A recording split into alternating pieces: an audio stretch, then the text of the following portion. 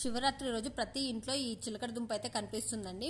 ఇక ఉపవాసం ఉన్నవారు వీటిని ఉడకబెట్టుకొని తింటారు. ఇందులో fibre, potassium, iron, beta carotene పుష్కలంగా ఉంటాయి. ఇవి తింటే కంటి చూపు కూడా మెరుగుపడుతుంది, రోగ నిరోధక శక్తి కూడా పెరుగుతుంది. దీనివల్ల బరువు తగ్గే అవకాశం కూడా ఉంది. శివరాత్రి రోజే కాకుండా ప్రతిరోజు కూడా వీటిని తీసుకుంటే చాలా మంచిది.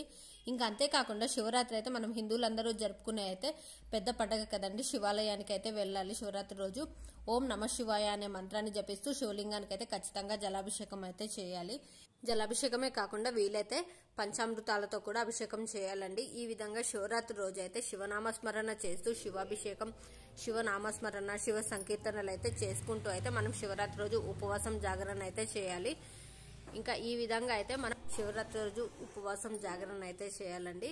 ఇంకా వీలైన వారైతే జాగరణ అంటే ఈ రోజు శివరాత్రి రోజు స్టార్ట్ చేసి నెక్స్ట్ డే అంటే శివరాత్రి తర్వాత రోజు వరకు కూడా ఉపవాసం ఉండి ఉదయాన్నే